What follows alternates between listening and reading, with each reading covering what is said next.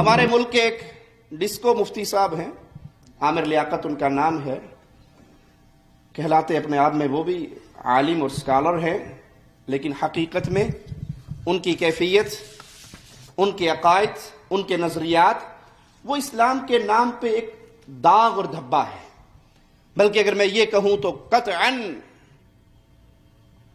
مبالغہ نہ ہوگا کہ وہ رافضی سنیت کا لبادہ اوڑھ کر اہل سنت کو بدنام کر رہا ہے۔ حقیقت میں وہ سنی نہیں ہے، حقیقت میں وہ رافضی ہے، اور لباس اس نے سنیت کا اوڑھا ہے تاکہ زیادہ سے زیادہ مسلمانوں کو وہ گمراہ کر سکے۔ کسی کو دلیل چاہیے تو وہ مجھ سے دلیل کا سوال کر سکتا ہے۔ رافضیت کی ایک مجلس پڑھتا ہے عامر لیاقت، اور اس میں گالی دیتا ہے پیارے نبی کریم صلی اللہ علیہ وسلم کے صحابی سیدنا ابو بکر اور سیدنا عمر کی توہین کرتے ہوئے، آپ کی وفات کا قصہ نقل کرتے ہوئے وہ تصویر کشی یہ کرتا ہے کہ جب نبی کریم صلی اللہ علیہ وسلم کے دفن کا وقت ہوا تو وہاں پر نہ ابو بکر تھے، نہ عمر تھے، نہ عثمان تھے۔ یہ صحابہ وہاں سے چلے گئے تھے، بھاگ گئے تھے، نبی کو چھوڑ گئے تھے۔ اور اس مجرم کے جملے آپ کو سنا دوں، وہ کہتا ہے کہ نبی کے دفن، غسل، کفن کے وقت وہ کہاں مر گئے جنہوں نے اپنی بیٹیاں دی تھی؟ تم ان کے فضائل بیان کرتے ہو، ان کا ذکر بیان کرتے ہو کہ اٹھاتے نہیں، کیوں نبی کا جنازہ؟ کہاں مر گئے بیٹیاں دینے والے؟ انا للہ و انا الیہ راجعون۔ یہ رافضی ہے جو سنیت کا لبادہ اوڑھ کر اہل سنت کو گمراہ کر رہا ہے۔ ہم تجھے بتاتے ہیں کہ پیارے نبی صلی اللہ علیہ وسلم کے کفن و دفن میں، آپ کے آخری لمحات میں، یہ صحابہ کی ذمہ داری،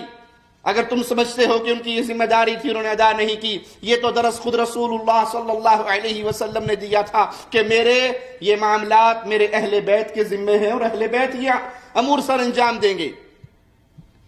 یہ ایک ٹیلی ویژن پروگرام میں ایک لڑکی کے ساتھ بیٹھا انٹرویو کرواتا ہے،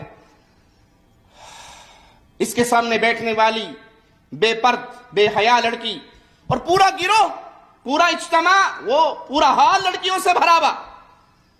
اور وہ کہتی ہے کہ آپ بھی اسکالر ہیں، دل سے دل کا انٹرویو ہونا ہے، اور آپ یہ بتائیے، مجھے کسی نے کہا تھا کہ ٹینشن نہ لینا، آج تمہارے سر پہ دوپٹہ نہیں بھی ہے تو کوئی حرج نہیں، سامنے بیٹھنے والا مولوی صاحب، اسکالر صاحب جو دین کے نام پر مشہور ہیں، وہ آئیں گے تو وہ اس دوپٹے پہ کوئی اعتراض نہیں کریں گے، تم ننگے سر ہو، تمہارے بال کھلے ہوئے ہیں تو کوئی حرج نہیں، دوپٹے کے مسئلے میں ٹینشن نہ لینا۔ تو یہ ڈسکو مفتی صاحب فرماتے ہیں کہ جس کے گلے میں اسلام اور نبی کریم صلی اللہ علیہ وسلم کی محبت کا پٹا ہو، اسے دوپٹے شپٹے کی ضرورت نہیں رہتی۔ آج مجھے میرے ٹیم ممبر نے کہا آج آپ کو دوپٹے کی کوئی پریشانی نہیں ہے، جبکہ آپ اسکالر ہیں، ٹھیک ہے؟ دیکھیے، جس کے گلے میں اسلام اور رسول اللہ کی محبت کا پٹا ہو، اسے کوئی دوپٹے شپٹے کی ضرورت نہیں ہے۔ انا للہ و انا الیہ راجعون، انا للہ و انا الیہ راجعون۔ ہم سوال کرتے ہیں کہ عورتوں کا نامحرم مردوں سے پردہ، آئیے فہم صحابہ کی روشنی میں سمجھ لیں اس کو۔ کیا رسول اللہ صلی اللہ علیہ وسلم کی صحابیات پردہ فرض ہونے کے بعد نامحرم لوگوں کے سامنے آئی؟ کیا یہ وعدہ لگائی کہ جس کے گلے میں نبی کی محبت کا پٹا ہو، اسلام کا پٹا ہو، اسے دوپٹے کی ضرورت نہیں؟ ہمیں تو پیارے نبی صلی اللہ علیہ وسلم کی سیرت سے غیرت کے وہ عجیب مناظر دیکھنے کو ملتے ہیں۔ پیارے نبی دفن ہوئے علیہ السلام،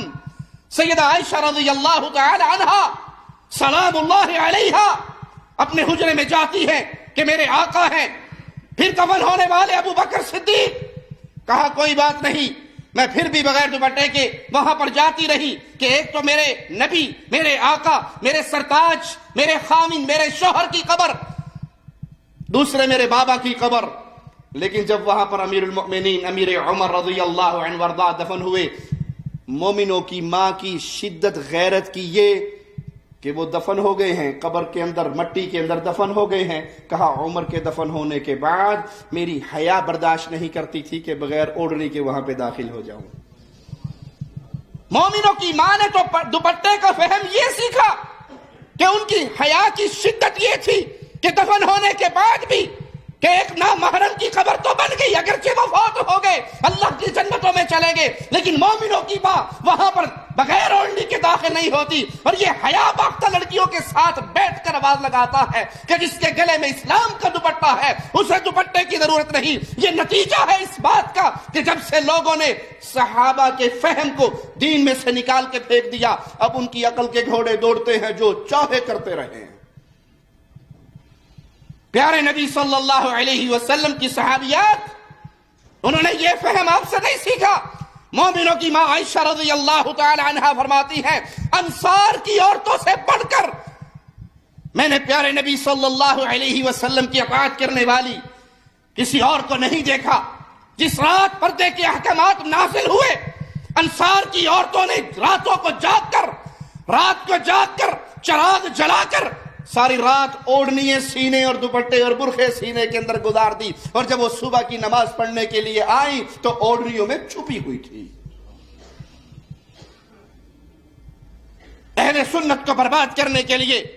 سنیت کا جھوٹا لبادہ اوڑھنے والے یہ مجرم مسلمانوں کے عقائد سے، مسلمانوں کی غیرت سے، مسلمانوں کے شرف سے، مسلمانوں کی حمیت سے کھیلتے ہیں، اس لیے کہ دین کو سیکھنے کے لیے فہم سلف کو درمیان سے نکال دیا گیا ہے۔